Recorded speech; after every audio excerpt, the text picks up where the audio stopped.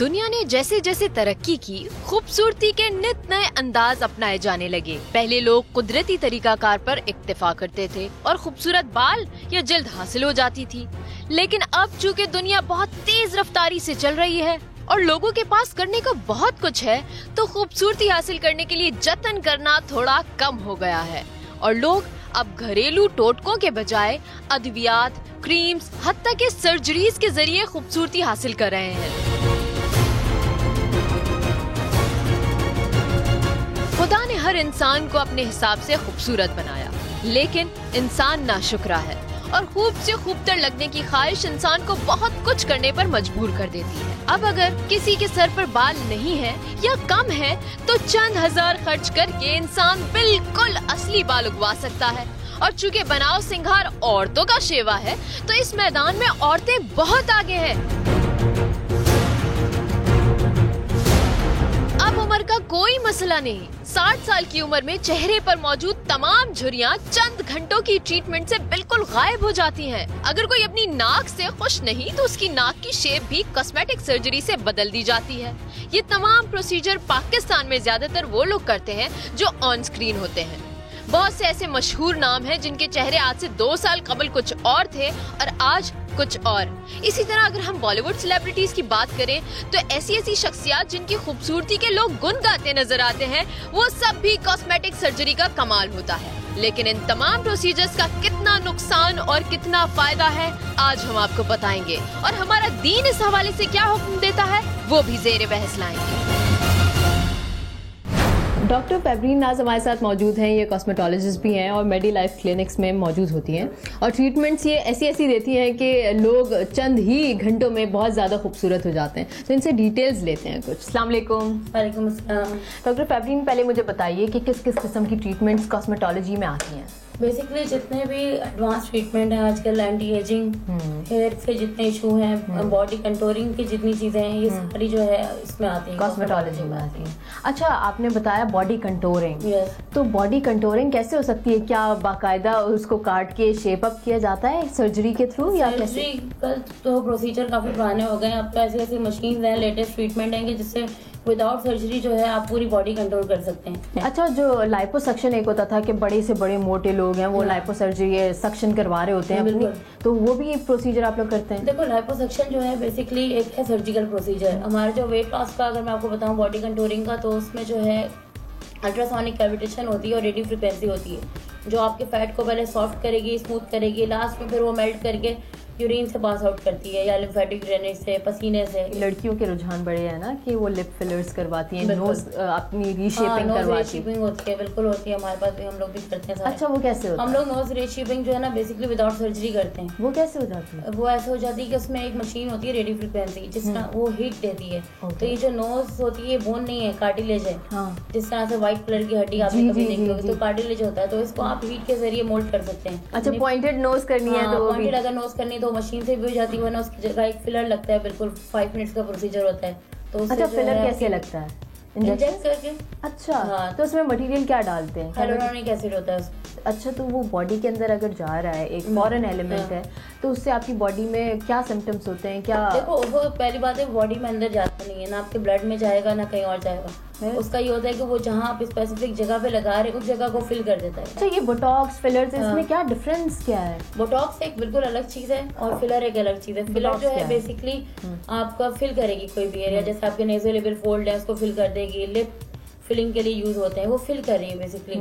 और बोटॉक्स जो है, जो रिंकल्स जिस वजह से बन रहे हैं, जिस नर्व से, जिस मसल से, जो मसल्स आपके लूज हो रहे हैं, उसको टाइट करती है, रिलैक्स करती है। तो जब वो मसल को उसको रिलैक्स कर देती है तो आपके रिंकल्स खत्म हो जाते हैं। अच्छा, यहाँ पे क्लाइंट्स कौन कौन से ट्रीटमेंट्स मेजॉरिटी क्लाइंट्स करवाने आते हैं? देखो, मेजॉरिटी आजकल जो सबसे मेन इशू है ना, आज के कोई भी बूढ़ा नहीं होना चाह रहा। एंटी एजिंग के प्रोसीजर बहुत ज्यादा आजकल लोग करवा रहे हैं। इसके अलावा व्हाइटनिंग के प्रोसीजर का बहुत ज्यादा वो है। अच्छा, सिलिकॉन इम्प्लांट्स भी लोग करवाते हैं ना, चाहे चीक्स हो या बॉडी के दूसरे पार्ट्स हो, तो ऐसा भी होता है? अब सिलिकॉन इम्प्लांट में ये होता है कि एक तो आपके एक्सटर्नल चीज आपकी लग रही है और उसके बाद उसके भी मार्क्स होते हैं, स्टिचेस लगते हैं, मतलब निशान उसमें भी रहते हैं। और आपकी बॉडी उस चीज को एक्सेप्ट करेगी या नहीं करेगी? बॉडी आपके अंदर रहती है और खुदा ना खासा अगर वो सिलिकॉन अंदर फट जाए तो फिर वो उससे डेथ कॉज हो सकती है। फट भी जाता है? फट भी जाता है। अच्छा, तो ये साइड इफेक्ट्स क्या हमारे क्लाइंट्स को ये डॉक्टर्स और कॉस्मेटोलॉजिस्ट बताते हैं पहले से? पता होते हैं। जो केमिकल्स और जो मेडिसिन दी जाती हैं उसके रेट पाकिस्तान में कम है? कम की बात नहीं है, यहाँ बेसिकली आपके पास ऑप्शंस बहुत सारे होते हैं। आप डिपेंड कर, आप बहुत अच्छा ब्रांड लगवाओ तो वो तो डेफिनेटली महंगा होगा ना। अगर आप वही चीज़ें जैसे फिलर आते हैं, अब अगर आप अच्छे वाले फिलर यूज करो तो वो फिलर ही इतना महंगा है कि वो हर कोई अफोर्ड नहीं कर सकता। अच्छा, मैंने देखा आजकल काफी सारी मॉडल्स जो हैं वो लिप फिलर्स भी लगवाती हैं। फिलर्स तो हमारे से भी बहुत सेलिब्रिटीज ने भी लगवाए हैं, इसके अलावा रेगुलर पेशेंट्स भी बहुत लगवाए हैं। अच्छा, ना सिर्फ सेलिब्रिटीज बल्कि आम लोग भी ये प्रोसीजर्स फॉलो करते हैं। आम लोग भी तो उन लोगों को फॉलो कर रहे होते हैं ना। अक्सर कहा गया है कि 1 महीने के बाद वो फिलर्स डिसॉल्व हो जाते हैं, फिर आपको ट्रीटमेंट मैं आपको बात बताऊँ, फिलर जो है बहुत अच्छा है, उसकी लास्ट रहती है 12 मंथ से 18 मंथ तक। सॉलिड टू से पॉलिड्स वाले भी जो है ना ये। अच्छा, तो ये पार्लर्स में भी शुरू हो गया ये सारा वाले भी फिलर लगा रहे हैं। तो ये ट्रीटमेंट तो सिर्फ और सिर्फ डॉक्टर्स दे सकते हैं? हाँ, लेकिन पाकिस्तान है ना, यहाँ तो हर कोई हर ट्रीटमेंट दे सकता है, कोई इतना बड़ा इशू नहीं है। सिलिकॉन क्या चीज है? सिलिकॉन जो है ना बेसिकली मेटल है, सेमी लिक्विड सा होता है। ओके। तो वो फिर इंसर्ट कर देते हैं ब्रेस्ट में, बेसिकली तो वो ब्रेस्ट के लिए यूज होते हैं। और ब्रेस्ट के लिए अब इतने एडवांस फिलर आ चुके हैं, एक्वा फिलर जो बेस में बिल्कुल लिक्विड फिलर टाइप होते हैं, मॉलिक्यूल होते हैं छोटे छोटे, उसको इंसर्ट करते हैं, वो जाके अंदर वॉल्यूम क्रिएट कर देते हैं और साइड इफेक्ट भी नहीं होते और 7 to 8 ईयर तक उसका रिजल्ट रहता है। चलें, आए मुझे प्रोसीजर्स आप अपने बताएं कि होता कैसे है ये सब। अच्छा, लेजर का मैं आपको ये बताना चाह रही हूँ बेसिकली कि लेजर के साइड इफेक्ट कब होते हैं, कैसे होते हैं, क्यों होते हैं और किस लेजर में साइड इफेक्ट नहीं होते। अच्छा, लेजर तो कहते हैं कि कॉज कैंसर भी होता है। लेजर अगर बहुत ज्यादा करेंगे पागलों की तरह, हर महीने लेजर आप करते रहेंगे फॉर लॉन्ग टर्म, तो डेफिनेटली हर चीज जो आप बहुत ज्यादा उसको यूज करो तो उसका साइड इफेक्ट तो होना ही होना है। ठीक है, अगर लेजर का टेक्नीशियन ठीक है, लेजर मशीन आपकी अच्छी है, जितनी फ्रीक्वेंसी आपके पेशेंट को चाहिए हेयर रिमूवल के लिए वो आप दे रहे हैं उसको, तो लेजर का साइड इफेक्ट नहीं होता। तो ऐसे केसेस भी आते हैं जिन्होंने अपने मुंह पे इतने एक्सपेरिमेंटेशन किए होते हैं और वो खराब हो चुकी होती है उनकी हालत, बहुत, तो वो दोबारा से आते हैं ठीक करवाने। और फार्मूला क्रीम से तो अभी डेफिनेटली कुछ सालों में बहुत जल्दी पाकिस्तान में सबसे ज्यादा स्किन कैंसर होने वाला है। अच्छा, फार्मूला क्रीम की वजह से, क्योंकि उसमें हाईली स्टेरॉइड होता है ना, जो आपकी स्किन को डैमेज कर देता है, हेयर ग्रोथ हो जाती है, उसमें रंग तो गोरा हो जाता है 4 दिन में 10 दिन में। डिफरेंट क्रीम्स का मिक्सचर होता है और बेसिक उसमें एक सब्सटेंस यूज करते हैं स्टेरॉइड। अच्छा, उससे रिजल्ट तो बहुत जल्दी स्किन वाइट हो जाती है, लेकिन वो सब टेम्परेरी होता है और उसके जो साइड इफेक्ट्स हैं वो फिर बहुत ज्यादा हैं। अच्छा, अभी इनके क्या कर रहे हैं? अच्छा, लेजर का मैं आपको ये बताना चाह रही थी सिर्फ कि लेजर लोगों को एक बहुत ज्यादा कोई डर है कि लेजर कराएंगे तो पता नहीं क्या हो जाएगा, खुदा ना खास्ता मर जाएंगे, स्किन जल जाएगी, कैंसर हो जाएगा, बस पता नहीं क्या हो जाएगा। करवाना भी होता है और इतने सारे ये क्वेश्चंस भी होते हैं। उसमें भी इशू ये है कि लेजर भी हर पार्लर वाले कर रहे हैं तकरीबन। अच्छा, तो उससे क्या होता है कि वो जो इस तरह की चाइनीज मशीन्स होती हैं तो उससे फिर स्किन डैमेज हो जाती है। वेस्कुलर है, वाइटनिंग के लिए यूज हो रहा है, टैटू रिमूव करने के लिए यूज हो रहा है। ठीक है, ओपन पोर्स जो होते हैं, एक्नी के जो स्कार्स हैं उसके लिए लेजर यूज होता है। उनको ये जेल लगाई और सिंपल ये जहाँ लेजर जहाँ से भी हेयर रिमूव करना है। आपको कुछ हुआ, तकलीफ हुई? नहीं, ये बस ये देखें इस तरह से। अच्छा, ये रिमूव हो जाएंगे बाल फिर? जी, ओके। गर्माइश महसूस हो रही है, देखें फर्क पड़ा है, इनके साइड पे जो पैचेस थे वो थोड़े खत्म हो रहे हैं। अच्छा, बताइए अभी क्या करने वाली हैं? अच्छा, मैं आपको अभी, अच्छा ये जो है माइक्रो मशीन है, इससे भी बेसिकली स्किन पील होती है। अच्छा, इसके क्रिस्टल्स इसमें से निकलते हैं, वो वैक्यूम करता है तो स्किन का जितना भी डस्ट होता है, जो भी डेब्रिस होता है वो सारा रिमूव हो जाता है। अच्छा, तो ये करके दिखा सकते हैं? हाँ, तो आप मेरे पैर का करके दिखाएं, ठीक है? हम देखते हैं। आपका जो है सारी स्किन जो है पील होना शुरू हो जाती है, लेकिन वो इतनी मामूली पील होती है कि वो नजर नहीं आती। ओके। और स्किन का जितना भी डेब्रिस होता है, डस्ट होता है, वो सारा ही अपने ऊपर सक कर लेता है। लोगों को ये पर्टिकुलरली कराना चाहिए ना? वीकली तो हम रिकमेंड नहीं करते, 15 डेज 20 डेज में एक दफा इसको कराते हैं। वो लोग बहुत ज्यादा फेशियल करवाते हैं। क्लींजिंग खासतौर पर जो लोगों को शौक होता है, स्क्रब ले लेके मलवा रहे होते हैं, उससे क्लींजिंग हो रही है, उससे स्किन आपकी बहुत खराब हो जाती है जल्दी। अच्छा, ऐसा अभी फील नहीं हो रहा, क्या ये बाद में इसके रिजल्ट आते हैं? 24 आवर्स तक इसके ज्यादा रिजल्ट आपको पता चलता है।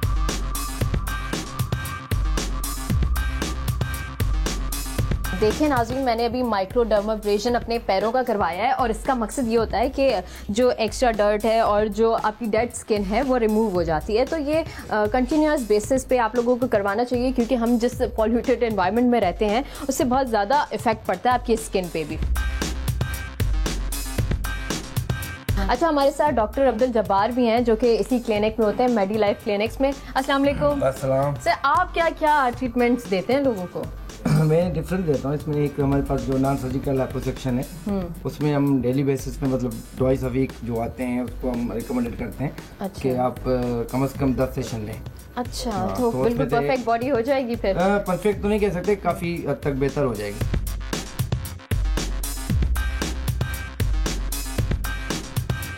अक्सर लोग एडिक्टेड हो जाते हैं, इस तरह सिलिकॉन इम्प्लांट्स भी करवा रहे हैं या कोई और इंजेक्शन ले रहे हैं तो उसकी एडिक्शन हो जाती है उन्हें, तो क्या ऐसा होता है? नहीं, वो मतलब एक अगर फ्रीक्वेंटली वे में कराता रहे, बार बार कराते रहे तो फिर हो जाता है, मतलब तो नहीं होता। अच्छा, आपको तकलीफ हो रही है? नहीं, तकलीफ नहीं हो रही। ओके। अच्छा, इतने जतन लोग उठा लेते हैं?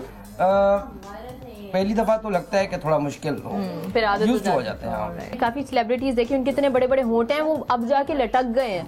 वो शौक की बात होती है कि क्या, तो उनको डॉक्टर गाइड करते हैं कि नहीं भाई इतना सब कुछ अच्छा नहीं है? बेसिकली कोई वर्ल्ड ट्रेन डॉक्टर के पास अगर कोई आता है तो वो उसको बिल्कुल सही गाइड करेगा।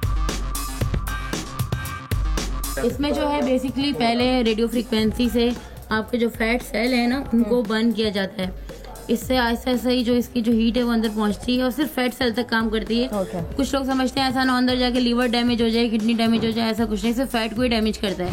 तो ये जो है फैट सेल को आपके स्मूथ करेगा, पहले सॉफ्ट करेगा, उसके बाद आप ज्यादा पानी पियेंगे, इससे यूरिन बहुत आता है, तो यूरिन के थ्रू पास आउट हो जाता है।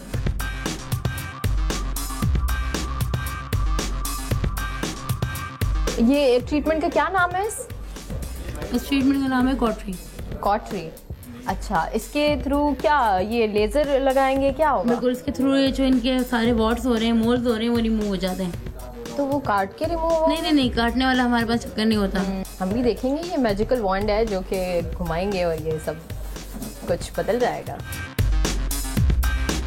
खूबसूरती के लिए थोड़ी तकलीफ तो बर्दाश्त करनी पड़ती है। ये जैसे पिन टाइप हाँ, प्रिक। खूबसूरती के लिए तो लोग माशाल्लाह बहुत तकलीफ बर्दाश्त कर रहे हैं, क्या कुछ करवा रहे हैं। इतने तो चीजें डॉक्टरों को भी नहीं पता जितनी आजकल पेशेंट्स को पता है। लोगों को नहीं पता था ये वॉट्स हो जाते हैं स्किन के ऊपर, जो दाने दाने से होते हैं, जो कि परमानेंटली हो जाते हैं। ये कंटेजियस डिजीज है, यानी ये किसी को भी लग सकती है। यानी घर में अगर किसी को है तो वो अपना तौलिया दूसरे घर वालों से अलग रखें, वरना ये फैल सकती है बीमारी। तो ये बेसिकली फैट्स होते हैं, इसके अंदर एक फैट लाइक ही सब्सटेंस होता है जिसको ये समझे पूरा जला रहा है, सुगड़ देता है। तो बड़ा सेंसिटिव एरिया होता है ये आँख के पास का ना। और ये वाह, बिफोर आफ्टर अगर आप देखें तो ये तो बिल्कुल साफ हो गई है इनकी स्किन। इसमें पेशेंट को हल्की सी हीट फील होती है, ऐसा लगता है कि हल्की सी हीट लग रही है। लाइट से आपके सेल जो है वो एक्टिवेट होते हैं, रीजनरेट होते हैं, ठीक है, कोलेजन प्रोड्यूस होता है स्किन में। प्यारी प्यारी लड़कियां होती हैं कि अगर वो फिलर सही नहीं हुआ होता है तो वो उनके लम्प्स बन जाते हैं।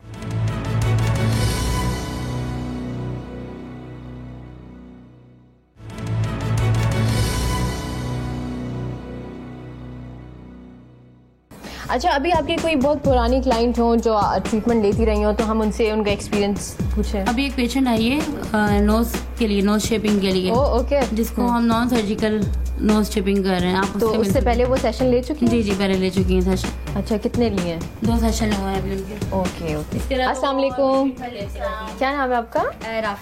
राफिया। आप नोज रीशेपिंग की ट्रीटमेंट ले रही हैं, तो पेनफुल होता है? नहीं, बिल्कुल भी पेन नहीं होता। मेरी नोज काफी बड़ी थी जो मेरे फेस से बहुत बुरी लगती थी, अच्छा नहीं लगता था। अच्छा। मैंने 2 सिटिंग ली हैं जिसकी वजह से अच्छा, आप देख सकते हैं, देख लें आप, काफी फर्क पड़ा है। देखा नहीं था, काफी फर्क पड़ा है। अच्छा। मेरी नोज जो है मुझे अपनी फेस पे काफी अच्छी लगने लगी है, पहले बहुत बुरी लगती थी। अच्छा, पहले ज्यादा ये जो नॉस्ट्रल्स हैं ये बड़े थे? बहुत ज्यादा बड़े हुए तो ये छोटे जो फेस पे बहुत बुरे लगते थे। अब जो है मुझे अच्छा लगने लगा है। और पहले था थोड़ा सा कंफ्यूज रहती थी, जब लोगों से बातचीत करती थी तो थोड़ा सा टेंशन रहती थी, लोग मुझे कम और नोज को ज्यादा देखते थे। अच्छा, ऐसा होता है? ऐसा भी होता है, मगर अब जैसा ये है कि मैंने 2 सिटिंग ली है, आज मेरी 3rd सिटिंग है। अच्छा, इसमें देखो क्या होता है कि जिस एरिया पे आपको करना है उस पे आप जेल लगा दें ताकि जो मशीन की हीट है वो फील ना हो, ठीक है? ओके, ठीक है, स्टार्ट कर रही हूँ मैं। अब जैसे इन्होंने यहाँ से इनकी नोज हम पॉइंट करना चाह रहे हैं, तो यहाँ ये पूरा ट्रीटमेंट होता है इस तरीके से। इसमें पेशेंट को हल्की सी हीट फील होती है, ऐसा लगता है कि हल्की सी हीट लग रही है। वेरिएबल है, ज़्यादा हीट तो नहीं लग रही। और ये अभी आपको जितनी इनकी नोज देखी है ना आपने, अभी आपको रिजल्ट इसके बाद ही आपको पता चलेगा कितना डिफरेंस है आफ्टर 1 सेशन, जो भी आपने देखा। आंखों से आंसू निकल आए, बस करें प्लीज, है ना? आंसू तो इसमें निकलेंगे, अब खूबसूरत करना है अपने आप को तो कुछ ना कुछ तो बेसिकली हीट होती है ना इसमें, वो नोज बिल्कुल आंखों के पास है। बिल्कुल नहीं, नोज की वजह से तो नहीं, आंखों के पास की वजह से तो नहीं आंसू निकलते, इसमें हीट जो लग रही होती है वो काफी ज्यादा होती है, क्योंकि बेसिकली ये आपको शेप देना है, इसको कार्टिलेज को मोल्ड करना है, उसका शेप चेंज करना है। ये देखिए। Oh okay. आप देख रहे हैं कि ये हमारे कैमरामैन का काम जो होता है वो ऐसा है कि सारा दिन धूप में होता है, डस्ट होती है, मट्टी होती है, रेडिएशन है, तो तमाम एक्सपोजर इनके ऊपर होता है। और ये लोग कोई सन ब्लॉक भी नहीं अप्लाई करते, ना ही कोई क्रीम्स अप्लाई करते हैं, तो डायरेक्ट कांटेक्ट जब सन से होता है तो स्किन डैमेज हो जाती है, टैनिंग हो जाती है, काला हो जाता है इंसान। तो अभी ये जो हमारे कैमरामैन है इनके ऊपर कुछ लगाएंगी वो क्रीम, हीलिंग कुछ है मास्क, वो लगा के उतारेंगे तो देखेंगे ये कितना इफेक्ट आया उसका। फेस वाइटनिंग का ट्रीटमेंट होता है, तो उसमें क्या करते हैं, पहले ये लाइट्स का ट्रीटमेंट होता है। लाइट्स आपके सेल जो है वो एक्टिवेट होते हैं, रीजनरेट होते हैं, ठीक है, कोलेजन प्रोड्यूस होता है स्किन में, इंटरनली आपकी कुदरती यानी शाइनिंग आती है, सब कुछ होता है। अच्छा, लोगों का एक्चुअल कलर कुछ और होता है, बाहर घूम घूम के कुछ और हो जाता है ना, तो अभी इनके साथ मेरे ख्याल से यही सीन है, ये प्रॉब्लम है। तो अभी जो है इनका आप देखना 15 to 20 मिनट्स के बाद 1 सिटिंग में काफी विजिबल डिफरेंस नजर आता है। ये उन लोगों के लिए जो पूरी बॉडी वाइट नहीं कराना चाहते, इंजेक्शन नहीं लगवाना चाह रहे, उनके लिए। अच्छा, अभी हम अपनी टीम मेंबर्स को इसलिए यहाँ पे डेमोन्स्ट्रेशन के लिए बिठाया हुआ है क्योंकि अक्सर क्लाइंट्स ये होते हैं कि वो प्राइवेसी चाहते हैं, वो नहीं चाहते कि ऑन स्क्रीन आके वो डिस्क्लोज करें। अभी हमारे जितने भी क्लाइंट्स हैं उन्होंने इसलिए आपको मना किया। अच्छा, इसको कितनी देर के लिए रखना है? 20 मिनट्स। अच्छा जी मालिक, आप गोरे हो गए। आपको लग रहा हूँ मैं गोरा हो गया? हाँ बिल्कुल, आप साफ सुथरे फिर भी लग रहे हैं, और ये 3-4 सिटिंग्स अगर आप कराएंगे तो आप देखिए ये जो एरिया था ना, इस एरिया पे लगा नहीं था ये मास्क की तरह, तो आप वो एरिया देखिए और ये वाला एरिया देखिए, उसमें डिफरेंस देखिए। सीमा था तो वहाँ पे नहीं करवाया। ये एरिया है ना, इसको देखें और इसको देखें, ये बिल्कुल ग्रे है और ये थोड़ा ब्राउनिश इसकी टोन आ गई है, यानी 1 टोन का डिफरेंस आ चुका है एक दफ़ा के प्रोसीजर से। हमारे पास बड़ी बड़ी मॉडल्स भी हैं जो कि इंटरनेशनली पाकिस्तान को रिप्रेजेंट कर रही होती हैं। उनमें से एक मॉडल है नादिया हुसैन साहिबा, जो कि आज हमारे साथ मौजूद है। अस्सलाम वालेकुम। जी वालेकुम सलाम। अच्छा, एज अ मॉडल खुद को अप टू डेट रखना बहुत मुश्किल होता है ना, रोज़ाना मेकअप भी अप्लाई हो रहा है, रोज़ाना हेयर डू भी आपके हो रहा है, तो डैमेज आपकी स्किन को बहुत होता है, बालों को बहुत होता है, तो उसको मैनेज करना कितना मुश्किल है और कैसे करते हैं लोग? एक्चुअली मैं तो रोज़ मेकअप बिल्कुल नहीं लगाती हूँ। मेरे लिए ज़्यादा इम्पोर्टेंट है कि मेरे बाल अच्छे लग रहे हों एंड मेरी स्किन जो है वो बस साफ़ क्लीन नीट लग रही हो। मैं मेकअप बिल्कुल रोज़ नहीं लगाती हूँ। हमारे यहाँ ये कॉन्सेप्ट नहीं होता, हमारे यहाँ ये कहा जाता है कि ये सफाई सुथराई नहीं है, ये शशके हैं और इसके बगैर भी ज़िंदा रहा जा सकता है, और ख़वातीन जो हैं वो ऐसे ही ये सब कुछ ट्रीटमेंट्स करवा रही होती हैं। नहीं, not at all. As far as skin is concerned, अगर फेशियल्स होते हैं तो डेफिनेटली फेशियल्स का बहुत असर होता है, बहुत उसमें that is part that should be part of your monthly. आपको फेशियल्स कराने चाहिए, बिकॉज फेशियल्स से क्या है कि आपकी स्किन के जो ब्लैक हेड्स वाइट हेड्स होते हैं वो क्लियर हो जाते हैं। एक और तरीकाकार अपनाया जा रहा है, वो है कॉस्मेटिक सर्जरीज, यानी लोग बहुत बेहतर भी होते हैं लेकिन अपने आप को ट्रांसफॉर्म कर लेते हैं। तो इस हवाले से आप क्या कहेंगी, क्या ये ट्रेंड ठीक है और इसके साइड इफेक्ट्स क्या हैं? बीइंग अ मॉडल आपने ऐसी एग्जांपल्स देखी हैं? एक्चुअली देखें, जो आप चीज़ें चेंज कर सकते हैं as far as your features are concerned, और आप अपनी आईब्रोज की शेप चेंज कर सकते हैं, आप अपनी आंखों के अराउंड रिंकल्स हटा सकते हैं, आप अपनी चीक बोन्स को जो है वो थोड़ा सा इन्हांस कर सकते हैं, लिप्स को इन्हांस कर सकते हैं, लेकिन उसके अलावा जो है आप अपनी जॉ लाइन को कम कर सकते हैं। ये वाली सारी चीज़ें होती हैं, लेकिन वो आपके फीचर्स होते हैं। सो ये लॉन्ग टर्म कोई साइड इफेक्ट इसका नहीं होता है। कुछ मॉडल्स अगर कंटिन्यूअसली बोटॉक्स करा रही हैं या सिलिकॉन फिलर्स करवा रही हैं तो एडिक्शन हो गई कि उन्हें बार बार करवाना है, कंटिन्यूअसली करवाते रहते हैं। इवन डॉक्टर्स उनको ये कहते हैं कि नहीं अब बस कर दीजिए, लेकिन वो मानते नहीं और अपनी शक्ल बिगाड़ लेते हैं। बिल्कुल होता है ये, बिकॉज खास तौर पे as far as fillers are concern for the lips, like वो एक ऐसी चीज़ है कि जो ओवर डू हो सकती है बहुत आसानी से, एंड अगर ओवर डू होती है तो वो बुरी लगती है। तो लेकिन रोक तो सकते हैं, गाइड तो कर सकते हैं, लाइक अगर आप इससे ज्यादा करवाएंगे तो आपकी शक्ल बिगड़ सकती है, जितने आप अभी खूबसूरत है उससे बुरे लग सकते हैं। बिल्कुल बिल्कुल, लेकिन होता क्या है उसमें कि अगर एक डॉक्टर या अगर मैं किसी को मना करूं कि जी नहीं मैं तो नहीं कर रही आपका, तो वो अगर मेरे से जो है वो नहीं वो सेटिस्फाइड है, वो उसको अपनी ही मनमानी करानी है, तो वो मेरे बाद जब किसी और डॉक्टर के पास जाएगी वो दूसरा डॉक्टर उसको कर देगा। अच्छा, तो आपके पास ऐसे कभी कोई केसेस आए हैं जिनके केसेस बिगड़ गए हो, खराब हो गई हो जिनकी शक्लें, और फिर वो कहते हैं कि नहीं अब आप ही आखिरी उम्मीद है, आप ठीक करके देंगे? देखिए मैं जो हूँ वो बेसिकली सर्जिकल, तो मैं कुछ भी ट्रीटमेंट नहीं करती हूँ जिसमें काटने पीटने का कोई काम होता है। जो बम्स लम्प्स ऐसे बने हुए हैं कि हल्का सा टेढ़ा हो गया, लिप थोड़ा सा टेढ़ा हुआ है, स्माइल करते वक्त जो है ना प्रॉपर लम्प्स प्रॉपर नज़र आ रहे होते हैं, तो उसको जो है मैंने ट्रीट किया है। एंड क्योंकि जाहिर है ऐसी प्यारी प्यारी लड़कियाँ होती हैं कि अगर वो फिलर सही नहीं हुआ होता है तो वो उनके लम्प्स बन जाते हैं, that really looks bad, and वो उसका जो है वो फिर स्माइल भी नहीं प्रॉपर तरीके से करती। ऐसे केसेस को मैंने ट्रीट किया है। पाकिस्तान में जगह जगह क्वैक्स बैठे हुए हैं, कोई भी कुछ भी बन जाता है, तो आजकल ये भी मैंने देखा है कि जगह जगह सैलून्स खुले हुए हैं और वहाँ पे ये तमाम ट्रीटमेंट्स दी जा रही होती हैं, और फिर ये होता है कि हम कम पैसों में कर रहे हैं, फलान इतने पैसों में कर रहे हैं। तो इस हवाले से कुछ बताएंगे, आपके ऐसे लोग हैं मौजूद और उन लोगों पर रिलाई करना चाहिए पब्लिक को?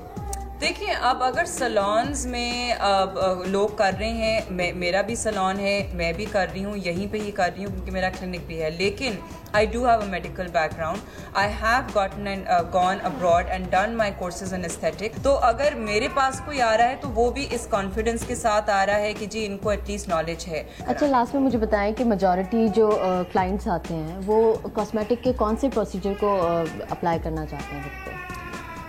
It really depends on the age bracket, क्योंकि कुछ यंग लड़कियां जो हैं जिनकी शादियां होने वाली हैं, तो फिर वो डेफिनेटली वाइटनिंग का बहुत ज़्यादा उनको है, और ऐसी भी लड़कियां आती हैं कि जो ऑलरेडी इतनी फेयर होती हैं, मतलब they are Pathan, they are Balochi, they are fair as anything, and वो तक मेरे पास आती है कि जी हमें लगवाना है, और मैं कहती हूँ कि जी मतलब मुझे समझ नहीं आता कि मैं तुम्हें और कैसे कितना गोरा करूं। इंसान किसी हाल में खुश नहीं है। Thank you so much.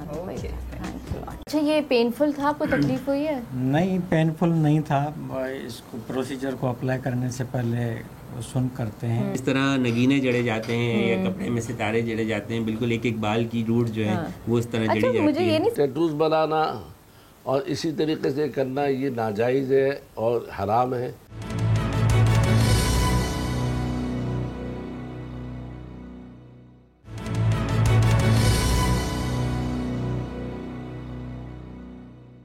Doctor Hanif Saeed हमारे साथ मौजूद है और इनसे हम पर्टिकुलरली हेयर ट्रांसप्लांटेशन के हवाले से बात करेंगे। वैसे तो बहुत बड़ा क्लिनिक है और डिफरेंट यहाँ पे ट्रीटमेंट्स दी जा रही हैं, लेकिन पर्टिकुलरली क्योंकि ये हेयर ट्रांसप्लांट के हवाले से इतने मशहूर हैं कि डिफरेंट क्लाइंट जो हमारे ऑफिस में भी मर्द हज़रात मौजूद है वो इनके पास आते जाते रहते हैं।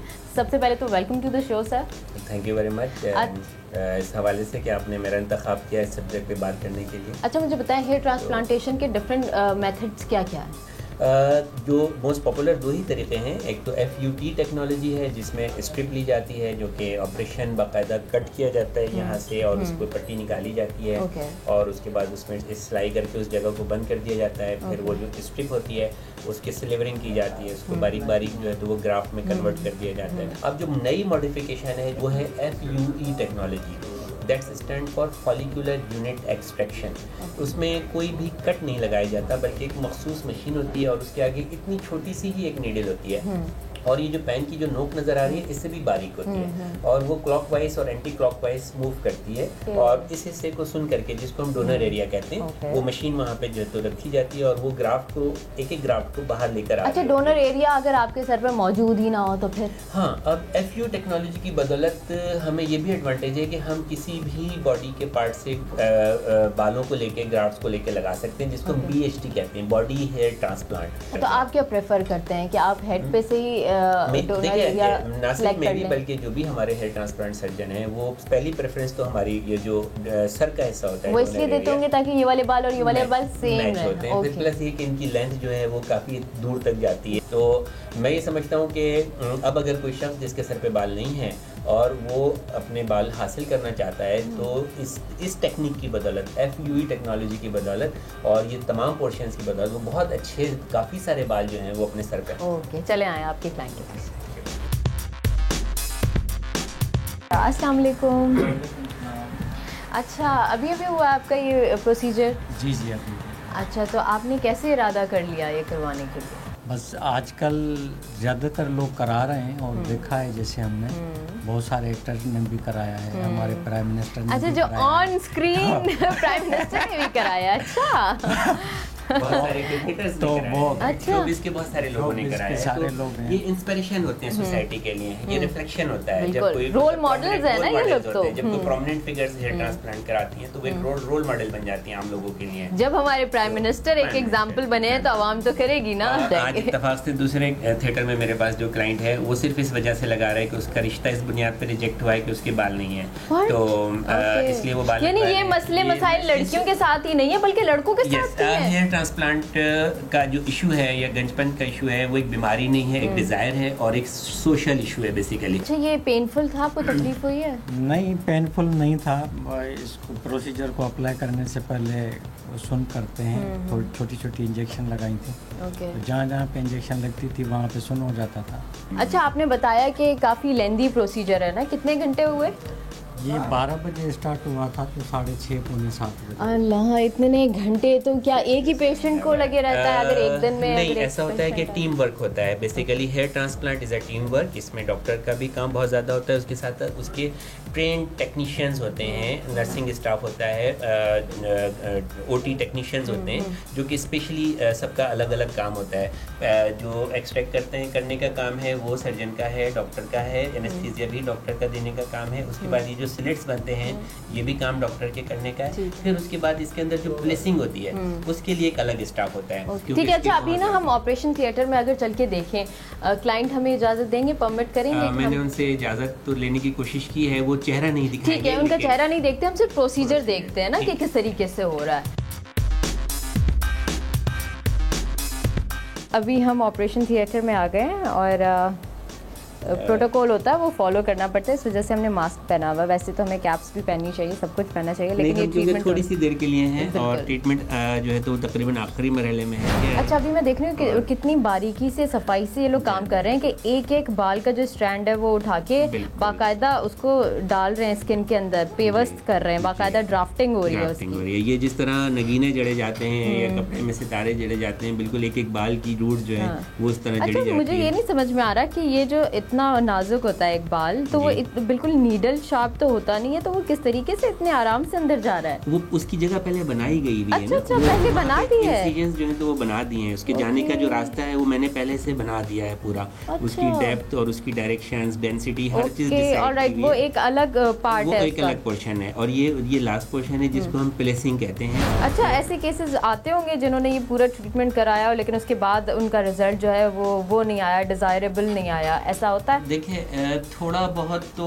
एक्सेप्टेबल होता है कि आप समझ रहे हैं कि जी 2000 बाल लगाए हैं तो 2000 ही आएंगे, और अगर 1800 आ गए तो भी गुड है, एक्सेप्टेबल है। लेकिन अगर 2000 बाल लगाए हैं और 200 बाल आए हैं तो वो एक्सेप्टेबल नहीं है। तो और जब भी मैंने देखा कि आपके पास बाहर के जो क्लाइंट्स हैं वो भी पाकिस्तान में आके ये ट्रीटमेंट करवा रहे हैं, लेकिन एक तो उनका कॉन्फिडेंस होना चाहिए कि काम बहुत अच्छा होगा, ठीक है, काम की क्वालिटी अच्छी हो। आ जाए, हम बात करते हैं। Thank you so much. आइए।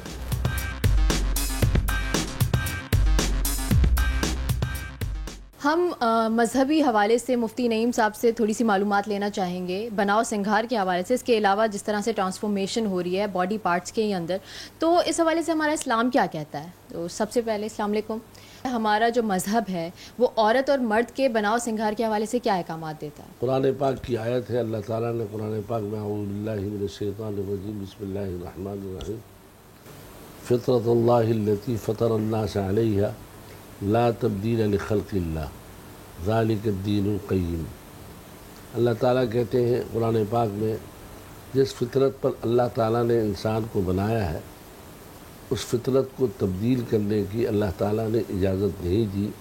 कुरान कहता है कि अल्लाह ताला ने जिस खिलकत पर इंसान को पैदा किया उसमें तब्दीली न की जाए। अब तब्दीली की चंद सूरतें, एक सूरत तो यह है जो आजकल दुनिया माशरे में चल रही है कि मर्द अपने आप को औरत बना रहा है, औरत मर्द बना रही है, और अल्लाह ताला ने जो औरत को सिफ़ात रखी हैं वो मर्द उसमें अपने अंदर पैदा कर रहा है, और जो मर्द में सिफ़ात है वो औरत पैदा कर रहे हैं। इसकी तो शरीयत बिल्कुल इजाज़त नहीं देता और शरीयत इसको हराम कहता है। दूसरी बात यह है बनाव सिंगार की। बनाव सिंगार के लिए इस्लाम में कोई ममानियत नहीं है। औरत के लिए तो बाज़ जगह हदीस में आता है कि औरत जो है वो अपने खाविंद के लिए बनाव सिंगार करे ताकि उस खाविंद का रुझान किसी दूसरी तरफ माइल ना हो, और औरत को बनाव सिंगार के साथ रहना चाहिए ताकि ये कि औरत जो है वो खाविंद को अच्छी लगे और खाविंद की नज़रें दूसरों की तरफ ना जाए। मुफ्ती साहब, यहाँ पे सिर्फ शौहर का एलिमेंट नहीं आता, यहाँ पे बहुत सारे लोग जो खूबसूरत भी होते हैं, बस वो अपने आप में एक चेंज लाना चाहते हैं। जो अपने आप से नाखुश होते हैं तो वो ट्रांसफॉर्म कर लेते हैं। जैसे कोई अपनी नाक से खुश नहीं है तो वो अपनी नाक की शेप चेंज करवा लेता है। तो इस हवाले से अगर कोई करवाता भी है, और आजकल चूँकि इंजेक्शन ऐसे आते हैं कि वो फिलर्स डालते हैं, सिलिकॉन्स के फिलर्स होते हैं और दूसरे केमिकल्स होते हैं जो कि परमानेंटली आपकी स्किन के अंदर आ जाते हैं, जो कि एक फॉरेन एलिमेंट है। तो उसके साथ क्या आपका वजू हो जाता है, और खुदा ना खास्ता अगर किसी की वफ़ात उस हालत में हो जाती है तो उसका क्या नमाज जनाजा पढ़ाया जा सकता है, और क्या वो पाक हो जाती है बॉडी? अगर किसी ने कोई इंजेक्शन लगाया और वो अंदर जिस्म के अंदर हुलूल कर गया, मिल गया जिस्म के अंदर, तो उसके बाद वो जिस्म में मिलने की वजह से उसकी जनाजा भी हो सकता है, नमाज भी हो सकती है, और उसमें कोई कबाहत नहीं है और ये किया जा सकता है। वो चीज़ जो ऐसी लगाई जाए कि जो जिस्म के ऊपर आने के बाद पानी लगने से ममानियत हो, तो उसकी तो इजाज़त नहीं है।